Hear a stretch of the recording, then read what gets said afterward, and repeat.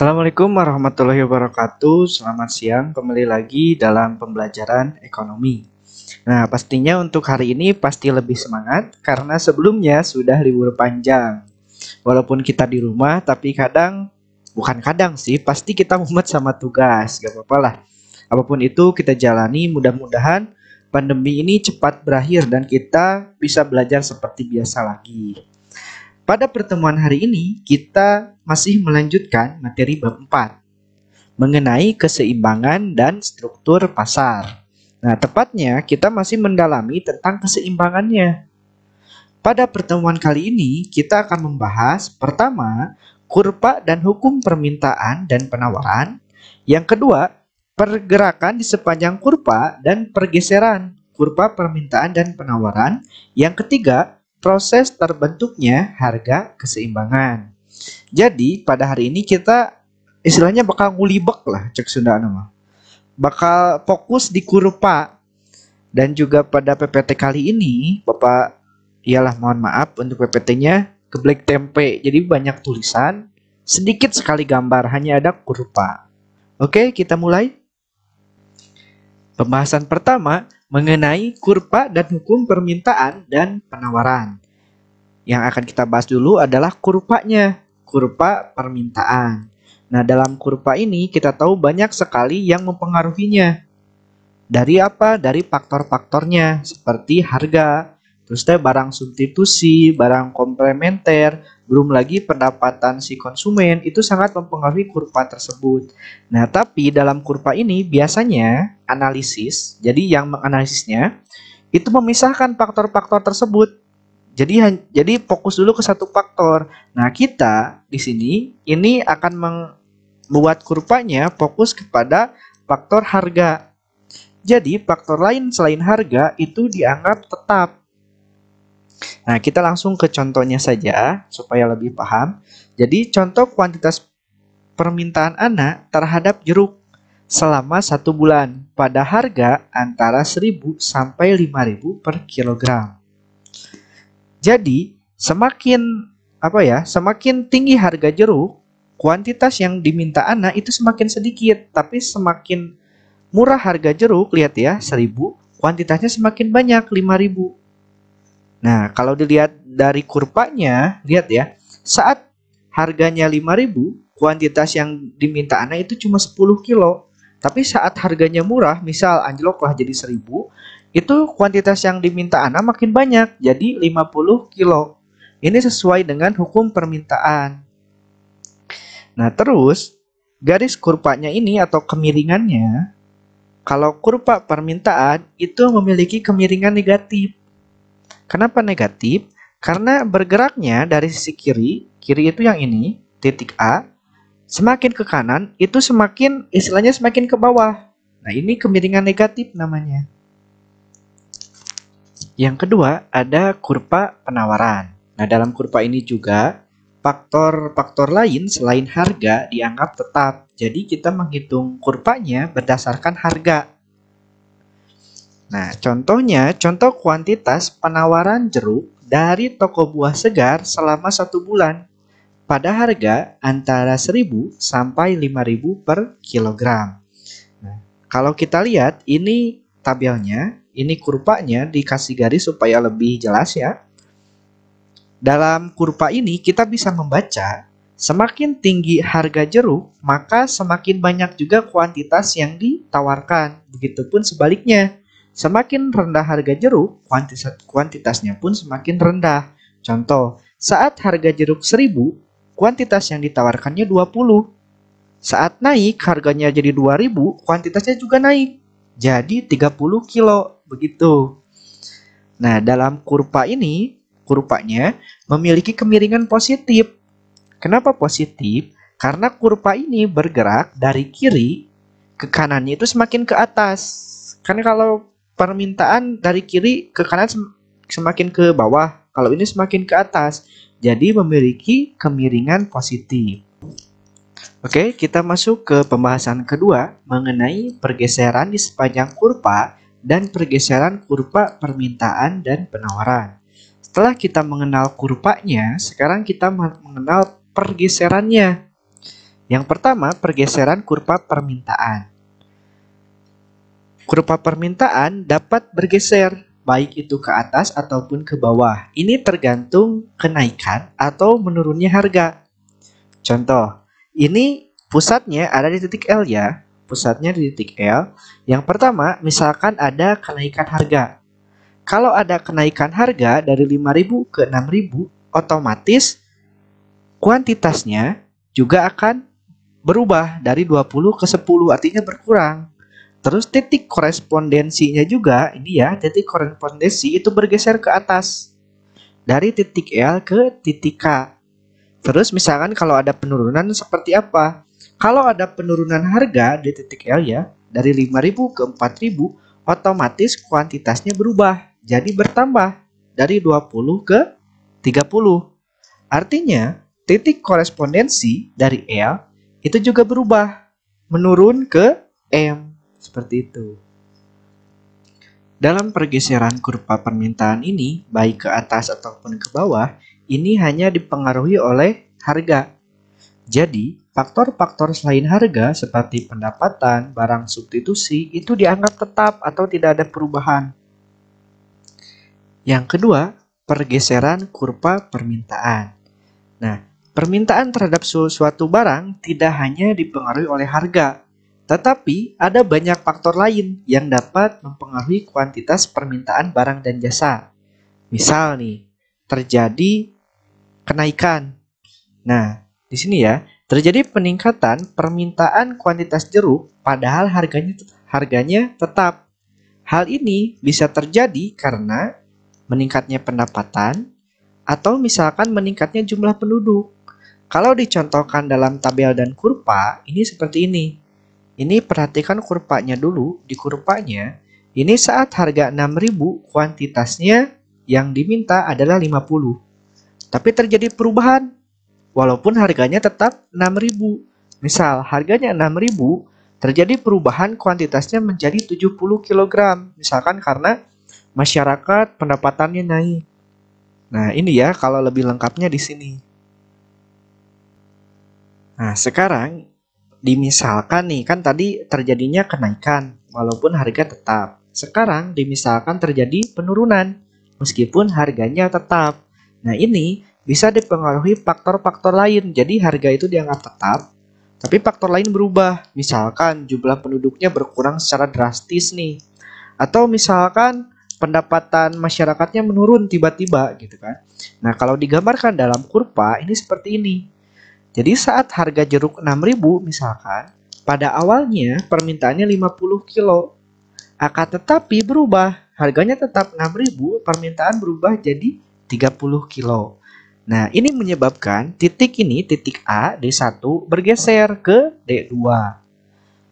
Nah, untuk lebih lengkapnya yang Bapak bicarakan, ini ada keterangannya di sini. Dan untuk lebih lengkap tentang kurvanya ada di tabel sini. Oke, sekarang kita masuk ke bagian penawaran, yaitu gerakan. Yang pertama tentang gerakan, yang kedua tentang pergeseran. Nah, kita harus paham dulu tentang gerakan sepanjang kurva penawaran. Nah, kurva penawaran bisa naik ataupun turun, tergantung dengan harganya.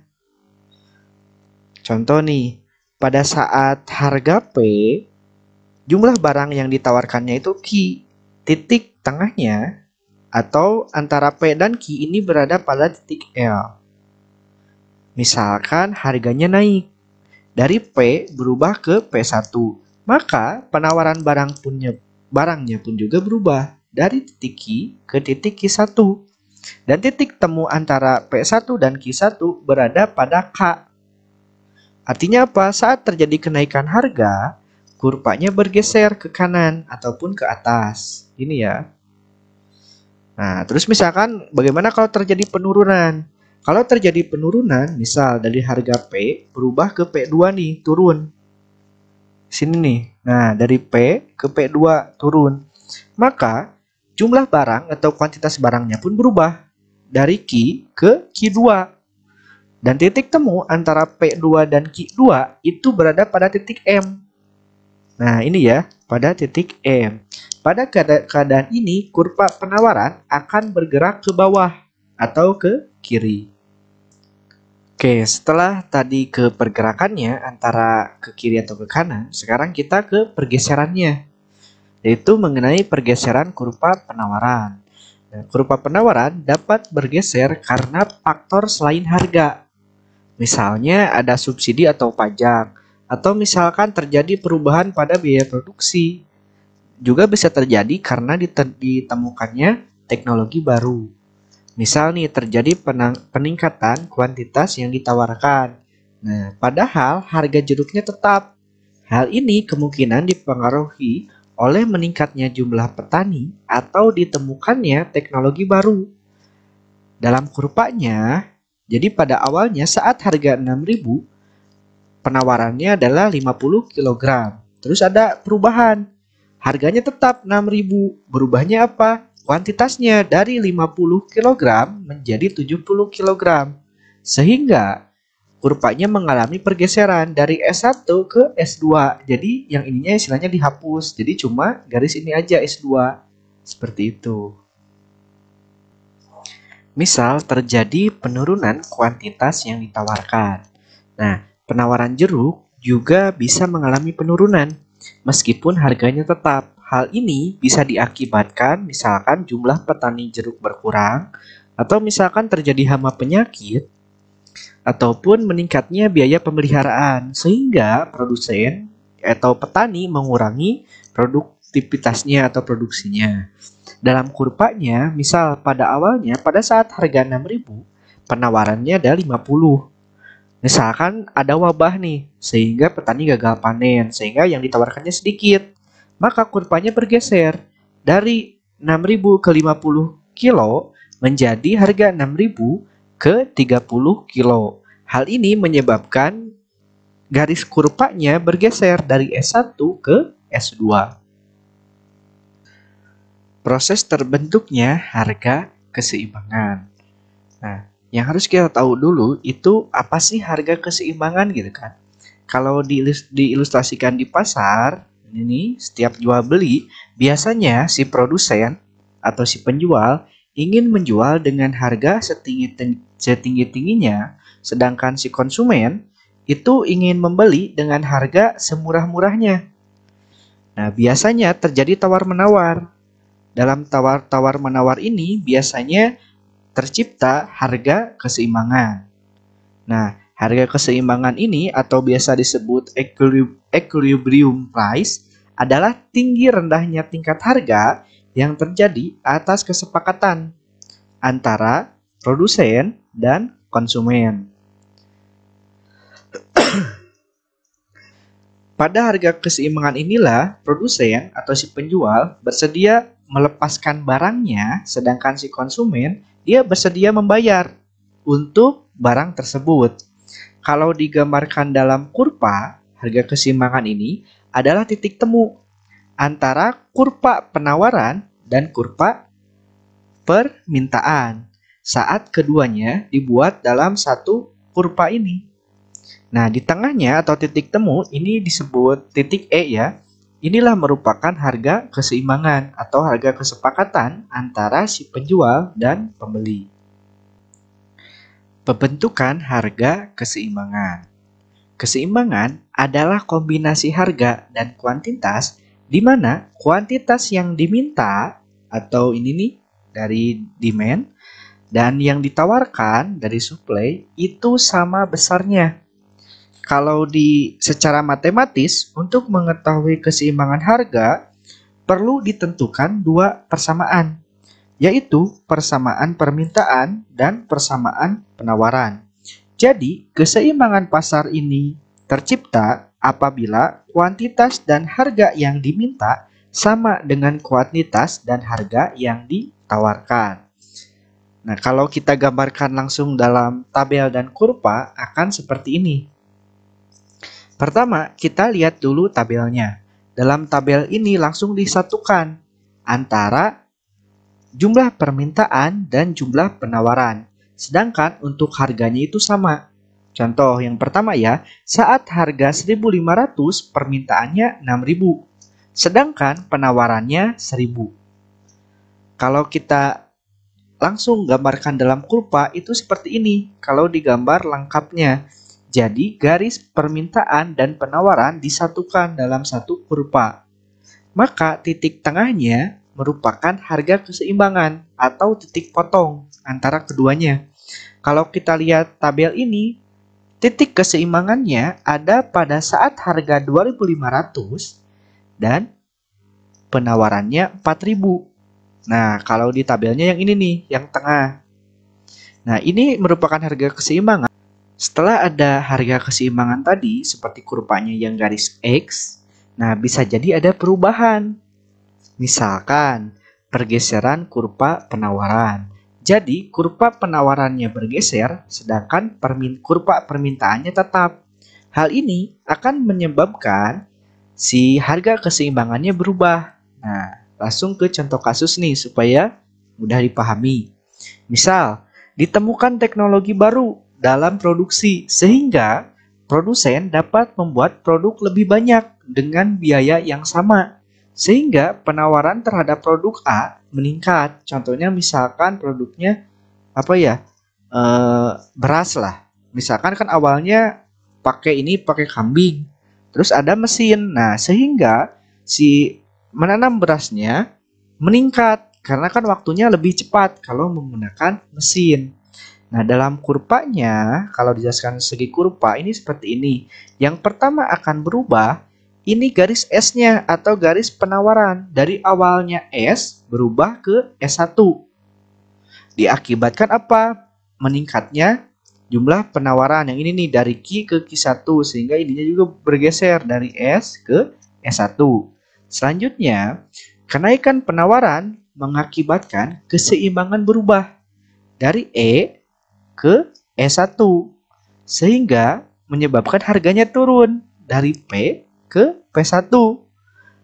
Nah, dan juga jumlah barang yang diperjualbelikan bertambah dari Q dan Q1. Nah, kalau kita gambarkan langsung di pasar, contohnya misalkan cabai. Saat harga 10.000, cabainya itu ada misalkan 5.000 di pasaran. Misalkan cabai tiba-tiba meningkat dari 5.000 menjadi 10.000. Saat cabai meningkat 2 kali lipat, apakah harganya akan tetap 10.000? Biasanya akan turun. Kenapa? Karena si penjual akan menjual murah cabainya, takutnya busuk. Atau misalkan permintaannya tetap atau sedikit, maka harganya akan menurun dari 10.000 bisa jadi turun ke 7.000. Seperti itu kalau real di lapangannya. Pergeseran kurva permintaan. Nah, kita langsung ke contohnya. Misalkan nih, terjadi perubahan keseimbangan karena garis permintaan berubah, sedangkan garis penawarannya atau ini yang S nih tetap. Katakanlah misalkan pendapatan penduduk tiba-tiba meningkat. Meningkatnya hampir semua penduduk. Misalkan saat bulan puasa atau mendekati lebaran. Karena apa? Hampir semua pekerja mendapatkan THR atau tunjangan hari raya. Nah, sehingga permintaan terhadap barang meningkat, sedangkan penawarannya misalkan tetap. Nah, kalau kita gambarkan dalam kurva, ini seperti ini. Nah, keterangan kurvanya ada di kotak ini nih. Misalkan, pada kurva terjadi pergeseran penawaran. Salah lagi kan? Permintaan maksudnya. Dari titik D ini bergeser ke D1 dan D1. Hal ini terjadi karena permintaannya meningkat.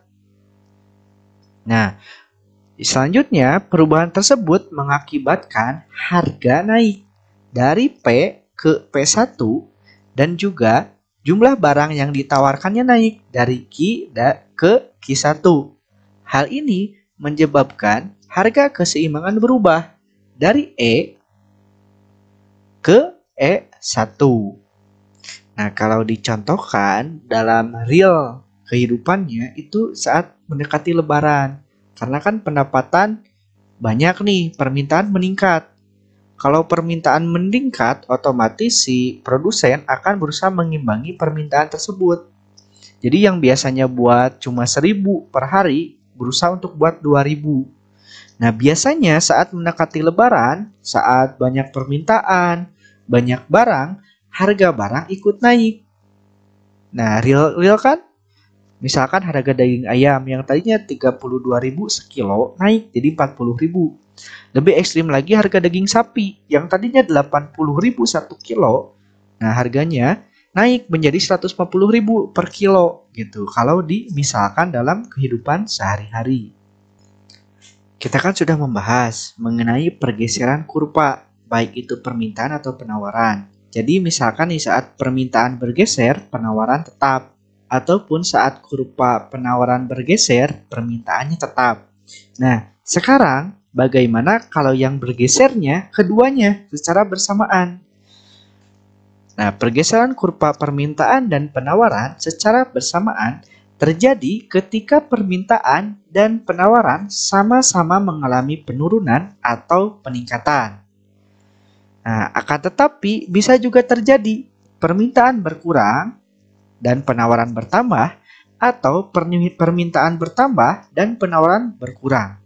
Setiap perubahan yang terjadi akan menimbulkan efek yang berbeda pada perubahan harga dan jumlah barang yang diperjualbelikan.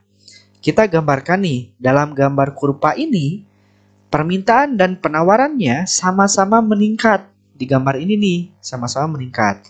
Nah, jadi pada mulanya, permintaan ditunjukkan pada garis ini nih, D. Sedangkan penawaran pada garis ini, S. Sehingga titik potongnya antara D dan S ada pada titik E. Di sini. Nah, yang kedua, selanjutnya penawaran bertambah. Sehingga kurvanya berubah dari SS ke S1. Nah, dan juga pada saat bersamaan, permintaan juga bertambah dari D ke D1. Nah, pada saat berubah ini menyebabkan harga naik dari P ke P1 dan juga barang yang ditawarkan atau kuantitasnya berubah. Berubahnya gimana? Bertambah dari Q ke Q1. Nah, karena berubah dari DS ini, dari DDSS ini titik E, ke D1, dan S1, maka menyebabkan keseimbangannya pun berubah. Jadi kemana? Jadi ke ini S1. Seperti itu kalau keduanya bertambah. Adapun pada kurva kedua, kurva ini nih, nah, menggambarkan permintaan dan penawaran mengalami peningkatan yang sama besarnya. Misal nih, ini permintaan meningkatnya dari D ke D1 dan penawaran meningkat dari S ke S1. Meningkatnya sama-sama misalkan cuma 5. Nah, hal ini tidak akan merubah harga kalau meningkatnya sama besar. Akan tetapi, jika peningkatan penawaran lebih besar dari peningkatan harga, misal harga meningkat 5, penawaran meningkat 6. Hal ini akan menyebabkan harga menjadi turun. Tapi selama meningkatnya sama besarnya, ini harganya tidak akan berubah. Kalau meningkatnya beda, jadi meskipun dua-duanya meningkat, tapi beda meningkatnya, permintaan misal 4, penawaran misalkan 7 meningkatnya, ini kurvanya akan menjadi seperti ini. Jadi harganya berubah, jumlah barang berubah. Tapi kalau meningkatnya sama-sama 5, ini yang berubah cuma kuantitas barangnya, jadi lebih banyak.